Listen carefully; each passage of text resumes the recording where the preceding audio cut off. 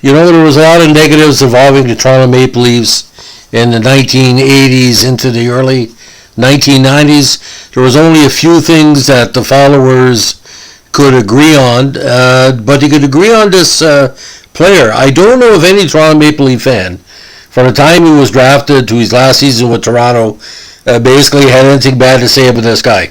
And I'm going to come out and say he's the little big man of goalies of his era. 5'7", he only weighed 152 pounds.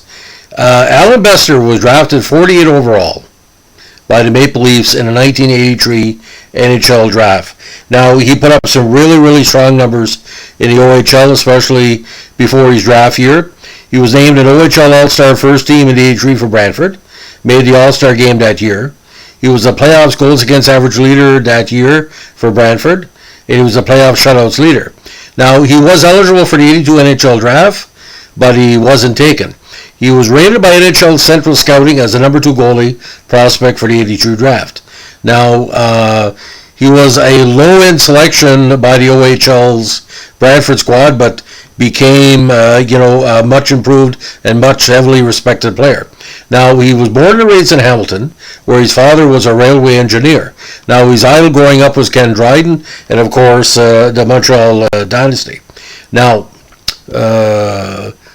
born March 26, 1964. He had his NHL debut on January 8, 1984 against St. Louis. Now, he wore two numbers for Toronto, number 31, number 30, number 35 Detroit, and late in his career, he's come back, he wore number 45 for Dallas. Final NHL totals, 73, 99, 17. And the playoffs, he went 2-6 for Toronto and Detroit. Now, he made his first NHL start in Toronto's January 12th, 84 loss in Minnesota in overtime, 5-4. He was runner-up to Rick Vive in a race for Toronto's 83-84 Molson Cup winner for top 3 stars. Unfortunately, had a sprained ligaments in his left knee in 88, which hurt him for a couple of months. Now, he also missed part of the 89 season with phlebitis in the right leg, an illness he suffered in January of 89. Now, he also missed part of the 90 season with bone spurs in his right heel. He also missed part of 91 with calcium deposits in his heels.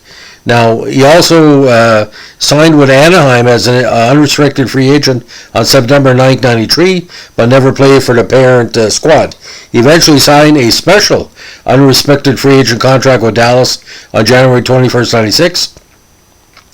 That enabled him to keep his 3-year contract when he was playing in Orlando of the IHL. The special contract gave Bester a $2,500 bonus for each point the Stars earned while he was in goal. Bester was offered a spot on the Dallas roster because regular goalies Andy Moog and Darcy Wakaluk were both out with injuries. Although he had not played the NHL since 91, he went out and won his first start, making 35 saves in a 6-4 win at Vancouver. Now, he won an AHL Calder Cup with Adirondack in 92. He won the playoff MVP in 92 again with Adirondack. IHL All-Star Game in 94 with San Diego. He led the team in 92, that AHL Cup year, with games played, goals against average, wins with 14, and shutouts as well. Now, he was the IHL playoffs goals games played leader for Orlando in 96 with 23. He was also the all-time IHL playoffs minutes leader with 1,343 minutes.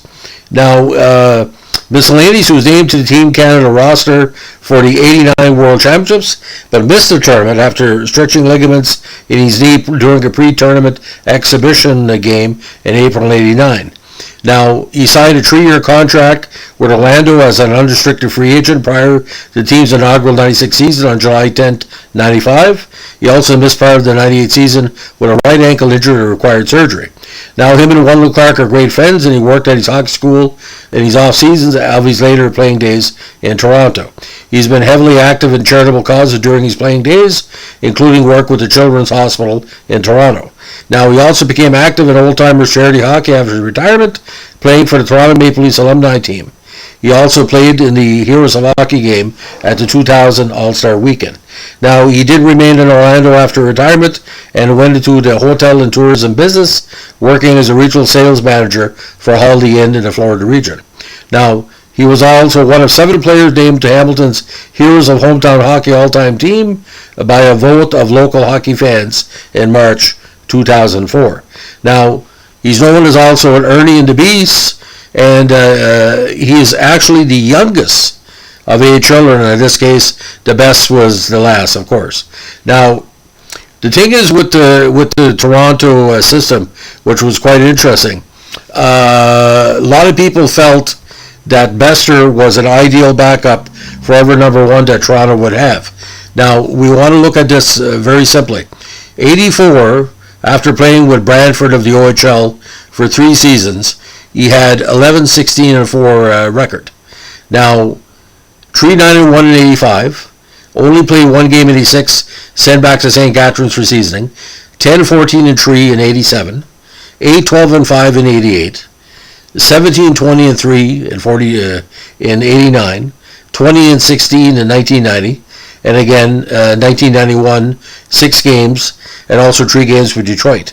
Now, he excelled in the IHL in every level, winning 82 games over 3 years, which allowed him to go back to the NHL with Dallas. Now, his second to last season in the IHL was his best, 37-13-3, tremendous record, 61 games with 2 shutouts with a 2.54 average. Now, I think he would have done well with Team Canada in 89, but just the factors weren't there. But, being a hometown hero in San Diego, Orlando, Adirondack, Toronto, St. Catharines, Brantford, Hamilton, it's a tremendous legacy. But Allan Bester, can you imagine, ladies and gentlemen, 152 pounds soaking wet, and you're losing 5 and 10 pounds in an NHL game. And like I said, generous to say he's 5'7". But he was a successful goalie. He could play the angles very good, good with his line mates. And you got to understand this, ladies and gentlemen, over 9 seasons, he was the most consistent Toronto Maple Leaf of his era, because everybody looked to him as possibly, again, that backup that everybody needed, sort of the Brian Hayward of the Toronto Maple Leafs. And I don't think it really helped him, where a lot more people basically thought he could be number 1. He can never be a number 1, because, again, no offense, 5'7", 155 pounds. You can only take so much wear and tear. Look at all the injuries he had over the years. I mean, 30 games limit.